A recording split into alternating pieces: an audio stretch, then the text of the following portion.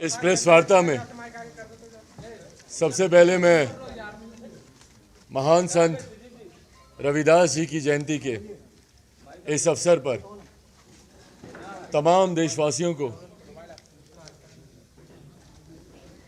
संत रविदास जी के विचारों पर, उनके आदर्शों पर चलने की प्रेरणा लेने का हम लोग को प्रयास करना चाहिए। उन्होंने जिस तरीके से समाज में समरसता, एकजुटता का विचार उन्होंने दिया था, मुझे लगता है कि आज की तारीख में कहीं ना कहीं उसका अभाव देखने को मिल रहा है। महान संत रविदास जी ने हमेशा समाज के विभिन्न वर्गों को एकजुट होकर, एकत्रित होकर एक बेहतर समाज की नींव रखने का उन्होंने प्रयास किया था। पर आज मुझे दुख इस बात का होता है कि जब अपने ही प्रदेश के लोग एक दूसरे के खून के प्यासे हो जाते हैं।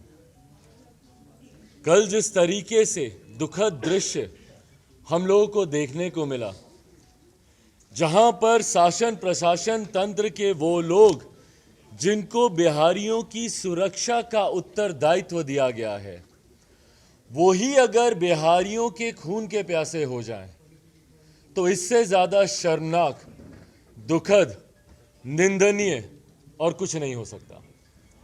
किन के इशारों पे, मैं व्यक्ति विशेष पे मैं कोई टिप्पणी नहीं कर रहा हूँ, मैं उन पुलिस कर्मियों पे कोई टिप्पणी नहीं कर रहा हूँ, क्योंकि वो भी ऊपर से मिले अपने आदेशों का पालन कर रहे थे। उनके खिलाफ मेरे मन में कुछ नहीं है, पर जिनके द्वारा उनको निर्देश दिए गए, हमारे प्रदेश के गृह मंत्री, जो कि दुर्भाग्यवश हमारे मुख्यमंत्री भी हैं, एक मुख्यमंत्री अपने सिपाहियों को आदेश देता है कि जाकर रौंद दो बिहारियों को, कुचल दो अपनी वैन के नीचे। इससे ज्यादा शर्मनाक कुछ नहीं हो सकता। और वो भी एक ऐसा मुख्यमंत्री, जब बिहार में अपराध चरम सीमा की पराकाष्ठा पार करता है तो वो मुख्यमंत्री खामोश रहते हैं। आप सबके कैमरा गवाह हैं, मुझे कोई एक उनका वक्तव्य दिखा दीजिए जहां पे हमारे प्रदेश के गृह मंत्री ने इस बात का जिक्र किया हो कि फलाना जगह जो आपराधिक घटना घटी, या फलाना को जो गोली चली, या वहां पर जिस तरीके से बच्ची के साथ बलात्कार करके उसके शव को फेंक दिया गया, या वहां पर जिस तरीके से लोगों को मार दिया गया। खून खौलता है भैया बिहारियों का जब हम लोग अपने परिवार के लोगों को खोते हैं और मुख्यमंत्री नीतीश कुमार खामोशी से बैठे रहते हैं। मौन साधने के लिए आपको मुख्यमंत्री किसी ने कृपा पे नहीं बनाया था, और मैं भारतीय जनता पार्टी के लोगों से भी आग्रह करूंगा, आप लोगों ने जब अपनी कृपा उनके ऊपर बनाई, आप लोगों ने जब अपना आशीर्वाद इनको दिया और एक तीसरे नंबर की पार्टी के नेता को आप लोगों ने मुख्यमंत्री बना दिया, जो कि पहले भी 5 बार मुख्यमंत्री की शपथ ले चुके हैं, 15 साल से जो व्यक्ति प्रदेश में मुख्यमंत्री है। और आज जब प्रदेश की बदहाली का जिक्र होता है तो मुख्यमंत्री बोलता है कि जाके पूछो अपने बाप दादा से 15 साल पहले का बिहार क्या था। कल के मेरे युवा बताइए, किसी को फर्क पड़ता है कि 15 साल के पहले का बिहार क्या था? कल जो सड़क पर हजारों की संख्या में युवा मौजूद थे, मुझे बताइए ना, उसमें से किसको फर्क पड़ता है भैया 15 साल पहले का बिहार कैसा था? आप में से भी अधिकांश लोग उस आयु वर्ग के हैं जो 25, 30, 35, 40। नहीं फर्क पड़ता भैया हम लोगों की 15 साल पहले का बिहार कैसा था। हम आपसे जानना चाहते हैं कि 15 साल से आप मुख्यमंत्री हैं नीतीश कुमार जी, आप बताइए कि आज का बिहार कैसा है। नीति आयोग बोलती है कि आप फिसड्डी हैं। तमाम रिपोर्ट्स, सरकारी हो, प्राइवेट एजेंसीज की हो, तमाम रिपोर्ट्स बोलती हैं कि अपराध में प्रथम श्रेणी पर बिहार है। जब बिहार की शिक्षा, स्वास्थ्य की लचर व्यवस्था की बात की जाती है तो प्रथम श्रेणी पे बिहार रहता है, अपराध में प्रथम श्रेणी पर रहता है, भ्रष्टाचार में प्रथम श्रेणी पर रहता है। भैया शर्म आती है हम लोग को, शर्म आती है हम लोगों की मुख्यमंत्री आप 15 साल से हैं, और 15 साल से आज तक बिहार में आपने कोई कारखाना नहीं खोल पाए। एक सुई का कारखाना बताइए हमारे मुख्यमंत्री नीतीश कुमार जी ने कभी खोल के दिया हो? बल्कि जितने चालू मिल थी उनको बंद करने का काम हमारे मुख्यमंत्री ने कराया। चीनी मिल हो, पेपर मिल हो, विभिन्न जिलों में चले जाइए और बोलते हैं कि भैया भूगोल ऐसा है कि बिहार में हम रोजगार नहीं ला सकते। क्यों? जितने रिक्त पड़े पद हैं वो मुख्यमंत्री उसको भरने का काम नहीं करते। क्यों? जितनी बंद मिलें पड़ी हैं आप उसको चालू करने का काम नहीं करते। अगर आपसे चालू नहीं होता तो यंग ब्रेन्स बहुत है मुख्यमंत्री जी बिहार में, बनाइए एक टीम कि भैया कैसे बंद पड़ी मिलों को चालू करवा कर उसको एक वायबल प्रोजेक्ट बनाया जा सकता है। क्यों नहीं आज तक आपने निवेशकों को बिहार में बुलाया? क्यों नहीं उनसे आपने यहां पर निवेश करवाया, इन्वेस्ट कराया? क्यों नहीं आपने बिहार में टूरिज्म को प्रमोट कर कर बिहार में राजस्व बढ़ाने का आपने प्रयास किया? आप कर क्या रहे हैं मुख्यमंत्री नीतीश कुमार जी, मुझे बताइए ना। बिहारियों पर गोली चलवाने के अलावा, बिहारियों को जहरीली शराब पिलवाने के अलावा, पिलवाने शब्द का मैं इस्तेमाल कर रहा हूं क्योंकि ये शासन प्रशासन की संरक्षण में ये शराब पिलवाई जा रही है। बिहारियों को आज की तारीख में नशे का आदी बनाया जा रहा है भैया। ड्रग्स सप्लाई हो रही है बिहार में। युवा पीढ़ी को बर्बाद करने के मिशन पे निकले हमारे मुख्यमंत्री नीतीश कुमार। एक पूरी पीढ़ी मुख्यमंत्री नीतीश कुमार ने बर्बाद कर दी, हाशिए पे लाके खड़ी कर दी। जो पिछले 15 साल पहले, जो पहले फर्स्ट टाइम का जो वोटर होगा, जो 18 साल का हुआ होगा, 15 साल पहले, 2005 की बात कर रहा हूं मैं, जिन्होंने पहली बार मुख्यमंत्री नीतीश कुमार को वोट किया होगा, वो पूरी पीढ़ी मुख्यमंत्री ने बर्बाद कर दी, सिर्फ झूठे वादे, झूठे सपने दिखाकर। उन लोगों से पूछिए जिनकी उम्र समाप्त होती जा रही है भैया, और वो अभी भी भर्ती का इंतजार कर रहे हैं। बार बार बार बार बार बार नियम कायदे कानून आप बदलते रहते हैं। विज्ञापन में कुछ छापते हैं। एसटीटी के छात्र किस बात का हंगामा कर रहे हैं? सुनता है कोई इनके यहां? सुनता है कोई मुख्यमंत्री को के यहां? भाई एसटीईटी के छात्र इतने समय से बार बार धरना प्रदर्शन पे बैठे हैं कि भैया विज्ञापन क्या था देखिए, भर्ती के नियमों में बदलाव क्यों किया जा रहा है, क्यों कानून के साथ छेड़छाड़ किया जा रहा है। ना आप भर्ती करवाएंगे, ना आप नए रोजगार के अवसर आप पैदा करेंगे, और युवा पीढ़ी को आप सड़क पर आप मरने के लिए आप छोड़ देंगे। और यही युवा जब आपसे अपने हक अधिकारों की मांग करने के लिए जब सड़क पर उतरता है तो आप उस पर लाठियां चलाते हैं। कल मेरे कार्यकर्ताओं का क्या दोष था मुझे बताएं, क्या दोष था मेरे कार्यकर्ताओं का? इस बात का जवाब चाहिए मुझे मुख्यमंत्री नीतीश कुमार से। क्यों मेरे कार्यकर्ताओं पे इस बर्बरता से लाठियां जलाई गई? तस्वीरें आप देखिए।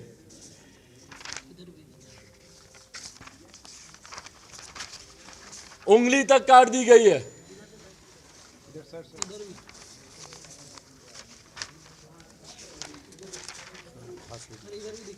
हमारे राष्ट्रीय अध्यक्ष युवा प्रकोष्ठ के प्रणव, उनकी रीढ़ की हड्डी में फ्रैक्चर दे दिया गया है। वो व्यक्ति चलने के काबिल नहीं रहा।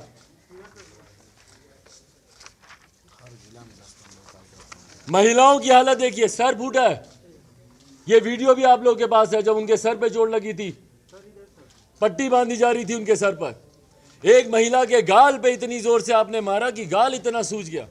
भाई क्या दोष था मेरे कार्यकर्ताओं का, बताएं ना मुझे। क्यों? क्योंकि वो अपने अधिकार की मांग कर रहे थे। भाई सबसे पहले तो मैं धन्यवाद दूंगा आप सबका, क्या हिम्मत दिखाई है आप लोगों ने, और यही सच्ची पत्रकारिता की पहचान है, और इस पहचान को कृपा करके आप लोग बनाए रखें। कल बिना लाठी डंडों का डर भय के आप लोग बीच मैदान में कूदे ताकि सही तस्वीरें जनता के सामने आए। मैं महिला पत्रकारों का मैं धन्यवाद करूंगा भाई, जिस हिम्मत के साथ, जिस साहस के साथ, निरंतरता से डट के खड़ी रही हैं। आप लोग डट के खड़े रहे अपने कैमरे की परवाह किए बिना।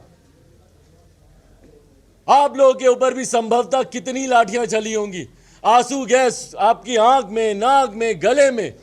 मैंने वॉइस चोक होती हुई देखी है जब लाइव रिपोर्टिंग आप लोग कर रहे थे। मैं दिल से हाथ जोड़कर आप सबका धन्यवाद करूंगा, क्योंकि ये सही तस्वीर जनता के बीच जानी चाहिए, जरूरी है, ताकि मुख्यमंत्री नीतीश कुमार जी का असली और घिनौना चेहरा जनता के सामने आए। मैं सही में मैं पूछना चाहता हूं, जब हम लोग शांतिपूर्वक, जब हम लोग मार्च कर रहे थे, हम लोग जेपी गोलंबर से लेकर डाक बंगला चौक तक हम लोग शांतिपूर्वक तरीके से हम लोग आए। और मुझे नहीं पता तथ्य क्या है, सच्चाई क्या है, मैं कोई गलत कमेंट नहीं करना चाहता, पर यह प्रश्न जरूर उठता है कि जब हम लोग जेपी गोलंबर से डाक बंगला चौक तक हम लोग आए, उस रोड के ऊपर उल्टी दिशा में एक बस पार्क करके रखी गई थी। वो बस क्यों पार्क की गई थी भैया, बताएं हमको। और उस बस में से महिलाएं बैठी हुई थी। क्यों? क्या मुख्यमंत्री नीतीश कुमार जी चाहते थे कि कोई ऐसा हुड़दंग हो, कोई ऐसी अप्रिय घटना घटे जिसका हवाला देते हुए वो हमारे कार्यकर्ताओं को दोषी साबित कराए? क्या ये चाहते थे मुख्यमंत्री नीतीश कुमार जी? महिलाओं से भरी हुई बस को उल्टी दिशा में क्यों पार करके रखा गया था? इस बात का जवाब दे मुख्यमंत्री नीतीश कुमार। कौन सी बस थी वो? टूरिस्ट बस थी तो उल्टी दिशा में क्यों थी? प्रशासन की बस थी तो भी उल्टी दिशा में महिलाओं के साथ वो बस क्यों पार्क थी? और मैं धन्यवाद दूंगा अपने कार्यकर्ताओं का। मेरी ताकत है, मेरी रीढ़ की हड्डी है ये। जितना मैं इनका धन्यवाद करूं, जितनी मैं इनकी तारीफ करूं, उतनी कम है। जिस संयम के साथ, जिस शालीनता के साथ जो पहचान रही है हमारे नेता आदरणीय रामविलास पासवान जी की, एक एक कार्यकर्ता ने उस संयम का, उस शालीनता का कल परिचय दिया। ना हमारे कार्यकर्ता ने हाथ बांधे, हमारे कार्यकर्ता सिर्फ आग्रह करके आगे चलते रहे, आगे बढ़ते रहे। डाक बंगला चौक पर मैं खुद वहां पर आधे घंटे तक खड़ा रहा, विनम्र निवेदन करता रहा, और उसके बाद भी हम लोगों ने कोई धक्का मुक्की नहीं की। आराम से हम लोग बैरिकेड से उतरते हुए, हाथ जोड़ते हुए हम लोग आगे बढ़ते रहे। उसी तरीके से डाक बंगला चौक से आईटी गोलंबर तक हम लोग शांतिपूर्वक तरीके से हम लोग चल रहे थे। आईटी गोलंबर पर वो साजिश आप लोगों ने देखी जो हम लोग से की गई। कल मैंने कुछ अपने पत्रकार साथियों से उनको मैसेज कर मैंने आग्रह किया कि भैया वो वीडियो प्लीज़ आप मुझे भी भेज दें। साजिश के तहत मैं अगली पंक्ति में जब चल रहा था, मुझसे बतियाते हुए कुछ पुलिसकर्मी और मीठी मीठी बातें करते हुए, बहरहाल मैं पुनः दोहराऊंगा, मैं उनको दोष नहीं देता, ऊपर से इंस्ट्रक्शंस थे, मीठी मीठी बातें करते हुए मुझे मेरी फर्स्ट लेयर के जितने भी हमारे कार्यकर्ता साथी थे उनको बतियाते हुए आगे गोलंबर के पास तक ले गए, और जहाँ पे रास्ता खत्म होता है वहीं पर घेर कर अपराधियों की तरह उनके ऊपर लाठियां बरसाने लगे। वो तो शुक्र कीजिए कि कहां से भगवान ने मुझे बुद्धि दिया, मुझे इस बात का एहसास हुआ कि मेरे पीछे की भीड़ जो चल रही थी उसमें कहीं ना कहीं एक डिस्टेंस आया, और जब मैंने पीछे मुड़कर देखा तो जिस बर्बरता के साथ सैकड़ों की संख्या में पुलिसकर्मी बिना देखे हुए कि भैया डंडा सर पर जा रहा है, कमर पर जा रहा है, हाथ पर जा रहा है, आंख पर जा रहा है, अंधाधुंध मारे जा रहे हैं। एक एक कार्यकर्ता को तीन तीन पुलिसकर्मी ने घेर घेर कर लिपेट लिपेट कर मारा। वो तो जब मैं वापस दौड़ कर गया तब जाकर वो लोग शांत हुए, और उसके बाद जब जेपी गोलंबर से हम लोग आगे बढ़े हड़ताली मोड़ तक, तो म्यूजियम के पास हम लोग चल रहे हैं भैया शांति तरीके से। और अब तो ये वो रास्ता आ गया है बेली रोड का जो कि चौड़ा रास्ता है। पीछे तो डाक बंगला तक फिर भी थोड़ा सा संकरा रास्ता था, आपको ज्यादा तकलीफ हो रही थी, तो चौड़ा रास्ता है, भीड़ भी आराम से चल रही थी, कोई हंगामा नहीं हो रहा था। यकायक सामने से फायरिंग की जाती है, आंसू गैस के गोले छोड़े जाते हैं, और सीधा पानी की बौछार की जाती है। मैं खुद उस टैंकर के सामने खड़ा हुआ था, भैया कि कीजिए ना मुझ पे बौछार। पर यह कायरता की निशानी है कि जो सीना ठोक कर आपके सामने खड़ा है, हिम्मत थी तो मुझ पे चलाते ना वो वाहन अपना। मेरे कार्यकर्ताओं के ऊपर जिस तरीके से अंधाधुंध गाड़ी लेकर आप दौड़े हैं, अंधाधुंध गाड़ी लेकर आप दौड़े, वो भी उल्टी दिशा में। मेरी माता जी की गाड़ी ठीक उस काफिले में पीछे थी, उनकी गाड़ी को एक क्लोज काउंटर से बस हल्का सा मिस करते हुए वो वाहन निकला वहां से, और उल्टी दिशा में दौड़ाए जा रहा है, दौड़ाए जा रहा है। भाई अपराधी हैं क्या, बताइए ना मुझे, आतंकी हैं हम लोग, बॉम्ब प्लांट किया, क्या किया? कल हम लोग के ऊपर धाराएं लगाई गई, ऐसी धाराएं जब हम लोग को हिरासत में लिया गया तो एक के बाद एक ऐसी धाराएं, उपद्रव किया, ये क्या। एक तस्वीर दिखाइए, हाँ मैं जरूर मानूंगा, क्योंकि कुछ मीडिया चैनल ने एक वो फुटेज दिखाई जहां पे हमारे कुछ साथी संभवतः उसी वाहन पर, भैया आक्रोश आएगा, मैं भी दौड़ा था उस वाहन के पीछे। एक गलती सोच लीजिए भाई, जो चला रहा है वो भले किसी के भी आदेश पे चला रहा है, मानव ही है ना वो, एक गलती से भी स्टीयरिंग का बाएं दाएं जाना, किसी गाड़ी के ऊपर चल जाता, किसी टेम्पू के ऊपर, किसी थ्री व्हीलर के ऊपर, भाई उम्र भर हम लोग अपने आप को माफ नहीं कर पाते। मेरे कार्यकर्ता के पांव के ऊपर अगर एक पहिया चढ़ जाता, कौन उसका जिम्मेदार होता? और उसके बाद भी हम लोगों ने शांतिपूर्वक वहां पर गिरफ्तारी हम लोगों ने दी। जब आप आए हम लोग को गिरफ्तार करने, शांतिपूर्वक तरीके से हम लोग गिरफ्तारी हम लोगों ने दी। आप बोलिए कि भाई हम आपके नेता को गिरफ्तार करके लेके जा रहे हैं, आप हमारे कार्यकर्ताओं को अंधेरे में आपने रखा। और उसके बाद वहां पे जब कार्यकर्ता अपने समर्थन में to show their solidarity towards their leader जब वो आना चाहते थे, उनको जिस तरीके से रोका गया। भाई पिछले 44 साल में पहली बार मेरी मदर को रोका गया अपने बेटे से मिलने के लिए। 44 साल से वो बिहार आ रही हैं। जब पहली बार शादी कर कर मेरे पिताजी के साथ जब वो बिहार आई थी, तब से लेकर आज तक बिहार की हर सुख दुख की घड़ी में वो मजबूती से खड़ी रही। क्या क्या आरोप उनके ऊपर नहीं लगाए जाते, क्या क्या निजी टिप्पणियां उनके ऊपर नहीं की जाती। पंजाबी हैं, ये हैं, वो हैं।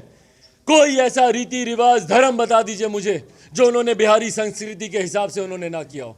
उनकी वेशभूषा, उनका पहनावा मुझे बता दीजिए जो उन्होंने बिहारी संस्कृति के हिसाब से ना किया हो।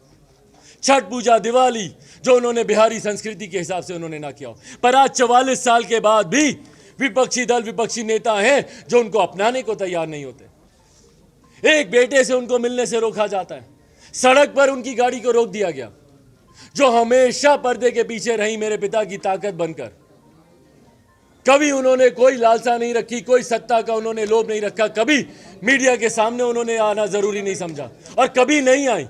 ऐसा नहीं है कि भैया मीडिया, कल आप लोग खुद कितनी बार गए, बट जब तक शांतिपूर्वक मार्च चल रहा था वो आप लोगों से शीशा बंद कर कर हाथ जोड़ती रही कि नहीं मुझे कुछ नहीं कहना, मुझे कुछ नहीं कहना। पर उस माँ की पीड़ा को समझिए, कितनी कितनी कर रही होंगी वो अंदर, जब उनको पता चला कि उनके बेटे के ऊपर आंसू गैस छोड़े गए, लाठी छोड़ी गई। बहरहाल वो भी एक क्रांतिकारी की बीवी नहीं है, उनको इस बात से डर नहीं लगता, डरती नहीं है, वो घबराती नहीं है। कल को उनके बेटे के ऊपर गोली भी चल जाएगी तब भी वो डरेंगी नहीं, विचलित नहीं होंगी। पर कम से कम मिलना तो चाहती हैं, गले लगाकर इस बात का आश्वासन तो चाहती हैं कि मेरा बेटा ठीक है। उनको पुलिस स्टेशन तक नहीं आने दिया जा रहा, वहां पर रोका जा रहा है, जानकारी नहीं दी जा रही कि उनके बेटे को कहां लेकर जाया जा रहा है। और उसके बाद जब हम लोग पुलिस स्टेशन गए, वहां पर जाकर आपके तमाम नियम कायदे कानून का हम लोगों ने पालन किया। जो अस्वीकार्य था वो अस्वीकार्य था। 151 धारा हम लोग नहीं मानते कि हम लोग पे लगनी चाहिए, वो हम लोगों ने उसको रिजेक्ट की, हम लोग को हिरासत में लिया गया, हम लोग बाहर आए। पर उसके बाद जिस तरीके से चरणबद्ध तरीके से हम लोग के ऊपर FIR दर्ज की गई, भाई गजब परंपराओं की शुरुआत कर रहे हैं मुख्यमंत्री नीतीश कुमार। नामजद FIR। और मुझे बस इतना बता दीजिए कि कल का मार्च किसके नेतृत्व में चल रहा था? चिराग पासवान के? गलत बोल रहा हूं मैं? चिराग पासवान लीड कर रहा था। चिराग पासवान के बोलने पर हजारों कार्यकर्ता सड़क पर उतरे थे, राइट? मैं अगर नहीं होता तो शायद आक्रोश लोगों में वैसे भी है, पर शायद इतना बड़ा या इस तरीके से नहीं होता। पर यह लोक जनशक्ति पार्टी रामविलास का बिहार बचाओ मार्च था चिराग पासवान के नेतृत्व में। तो अगर सबसे पहले FIR किसी के ऊपर होनी चाहिए थी तो चिराग पासवान पे होनी चाहिए थी ना। आज अगर चिराग पासवान नहीं होता तो और अनेकों मार्च होते, पर यह बिहार बचाओ मार्च 15 तारीख का नहीं होता। तो यह FIR सबसे पहले चिराग पासवान पर होनी चाहिए थी। तो क्यों डरते हैं मुख्यमंत्री नीतीश कुमार? क्यों डरते हैं भैया? चिराग पासवान से डरते हैं क्या? बताइए ना, मैं तो सीना ठोक के पूछ रहा हूं आपसे। डरते हैं आप चिराग पासवान से? चिराग पासवान पर FIR करने से?